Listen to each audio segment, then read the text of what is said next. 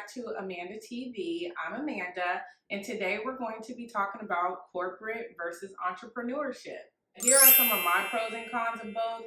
I've been a full-time entrepreneur now for, let's see, almost like 18 months. And so this is just some insight of what I have experienced and some of my other friends who are also in business. Okay, so on the corporate side, we have one of the pros of working in corporate is financial stability. You know when you're getting paid, you know that your income is steady. You have the ability to make more money. And there's just nothing wrong with financial stability. Having a 9 to 5 is dope, and I don't want anyone to think that if you work for somebody or for a company that you're not, being dope like you are. So financial stability is number one. Another pro is being on a team. There are a lot of benefits of being on a team. Not everything falls on your shoulders. You can have like some back and forth idea sharing with people when you work on a team. Two heads are always better than one, especially when it comes to like a project that you're working on or anything like that. So there's benefits of being on a team when you're working in corporate America. Number three, you could be fulfilling a passion while you're working in corporate America. That could be another avenue for you.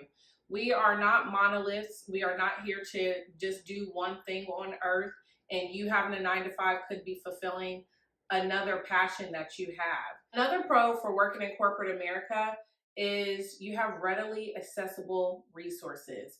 And what does that mean? That means everything that you may need for that job is at your fingertips. It's within the system of the corporate structure. And that's not always the case in entrepreneurship. So that's something that we should really take advantage of if you do work in corporate America, and think about how that benefits you to do your job on a daily basis. And last but not least, for the pros of working in corporate America, it's the benefits, honey. The benefits. 401k, health insurance, dental, all of those things are covered in corporate America. You are not coming out of pocket for that. So that wraps up the corporate pros. There are some pros in entrepreneurship that I think are cool. I think they're pretty dope. And so let's just get into it. The main one for me is you can make your own schedule. That is a biggie for me. I do have kids, and sometimes our out of school activities, permit them to maybe leave school early, and then I have the ability to leave early. Or if I have to travel for somewhere for a business thing relating to my puzzle company, I can make my own schedule to meet those people at whatever time that works best. I'm not saying that I have just this open schedule, but you can twist it a little bit more to your advantage. The second pro of being an entrepreneur is you get to structure your business the way that you want to. You do not have to follow someone else's organizational structure. You can create your own, and however that works for you. And that goes from the pay structure if you have employees to everything else. And I think that's something that you really need to think about before you become an entrepreneur. Here's another biggie when you're an entrepreneur. You actually get to choose who you work with.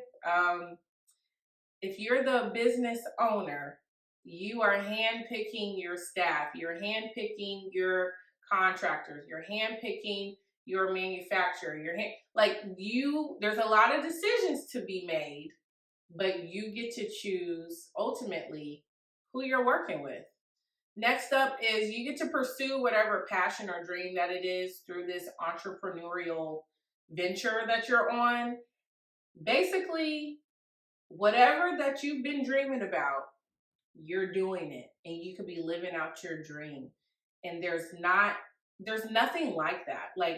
There's nothing like, for me, going into Target and seeing my puzzle. There's nothing like seeing other kids enjoy the puzzles that I've created. There's nothing like seeing my children want to do the puzzles. I'm not forcing them to do the puzzles. They want to do puzzles because they think puzzles are fun. That is a dream come true for me. And so I think that that is something that is very, I think it's underrated when it comes to entrepreneurship.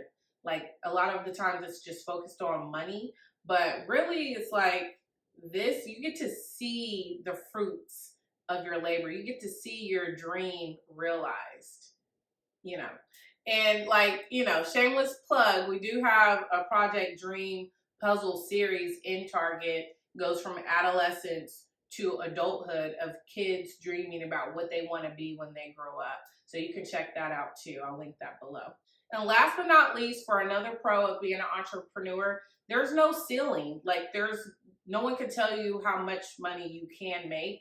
That I think that's really cool because you can achieve the highest heights of highs. Like that's not always the case in corporate. There's like pay ladders. And so if you're not the CEO in this corporation, then a lot of times you do have a ceiling on how much money that you can make. So that is a benefit of being an entrepreneur. The sky is literally the limit on how much money you can make. The sky is the limit on what type of creativity that you can pour into your business.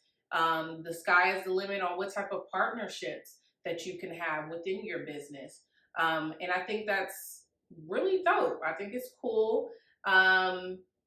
It just makes you dream bigger. So whatever you want to do, it just forces you to dream bigger. I want to work with this person. I want to work with that person. You're not limited to anything because you own the company and you can send an email to reach out to someone to work with them and have a partnership with them. And I think that's really dope. Number one on my list of the cons when you're in a 9 to 5, you probably have a less flexible schedule. A lot of the companies are wanting people to be more in office. If you do have a work from home schedule, you still have a more flexible schedule, but this is for the people who have to go into the office. Your schedule is less flexible than if you were an entrepreneur. Number two is you have a limited vacation PTO situation. That can be challenging depending on if you have if your kids are sick, if you have like a death in the family, or maybe you just want to take a couple vacations in a year, but you only have I think, 10 days or something like that. Or if you even need a mental health day. I know not all jobs have incorporated mental health days, which y'all need to. Oh, number three, working with different personalities. Like you're not able to choose who you work with, and everyone is different, and you might not get along with everybody, and that's a real thing. That can be challenging. That could be, we've all worked with somebody that we didn't really like for the sake of the job. Okay. Ooh, number four, I'm triggered. Number four. Ooh, the commute. I used to have to drive almost 35 minutes, then pay for parking in a parking lot that was $175, and then walk 11 minutes to my job. I'm triggered. I'm triggered all over again. That is a con for me. I don't care what nobody say. The commute is whack. I do not care. It is dope to live close to your job. Okay? Because that commute can be tiring. People don't know how to drive when it's inclement weather. It's just, I don't even want to think about it. All right, so let's get real. Let's get real fast. The next one, this is real. It could be boring. Your job could be boring. It could be so mundane that you just don't feel anything while you're there. And I don't want that for anyone, but I know that it's a possibility, and it's probably what you're going through right now watching this video. You're probably watching this video at work because your job is boring. But that's okay because you got stability. Boop. Okay, so on the entrepreneurship side, let's get into the cons. Number one, the income could not be as steady. It's just the truth. The income could not be as steady. You might not have steady income. And so that goes into what type of product are you selling? Do people need it on a weekly, monthly, yearly basis? Is it a one-time item buy for per household?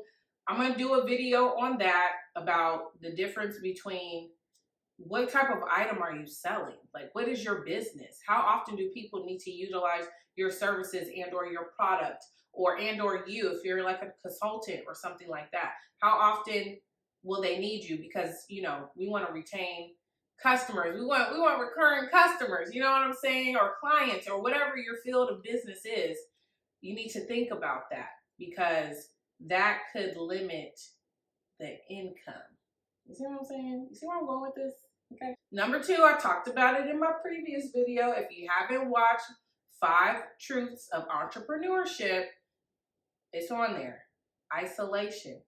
I dug into that a little deeper in the last video, but it is extremely isolating. It can be when you're an entrepreneur, especially if you don't have like a business partner or anything like that. If you're just going at it alone, like I did, it can be isolating.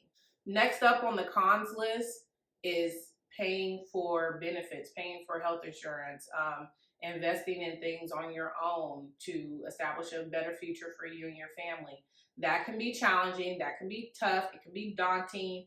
Trying to seek out a financial planner that's not scammy. All of those things are scary as an entrepreneur, but it's not something that's unachievable. It's just new, uncharted territory, if that makes sense. So that also ties into this one, which is the limited resources. When you have to do everything and seek out everything by yourself, like, it is so important to be connected to like a chamber of commerce of some sort in your city, because they really do try to help small businesses get access to resources. So if you're not attached to one, then you need to look up one in your area. Now this is the one. Come here. You can get burnt out quicker. You want to know why? Because you're doing everything by yourself, or it's just new and no one ever did it before. So you might not have a mentor, and you're trying to plan all these things, and it can be overwhelming and da da da da da da da da. Yeah, you can get burnt out. That's a con. That's not a positive. That's a con. So those are things to keep in mind when we're having this conversation of corporate versus entrepreneurship. Which is best? What is best for you? Don't go with and do what's popular. Don't go and do what your homegirl or your homeboy is doing. Do what's best for you. If it is best for you to be in a more financially stable situation and you still want to run a business, you can do both at the same time. I did it for years. So that is all I wanted to share, and I hope that you enjoyed watching this video.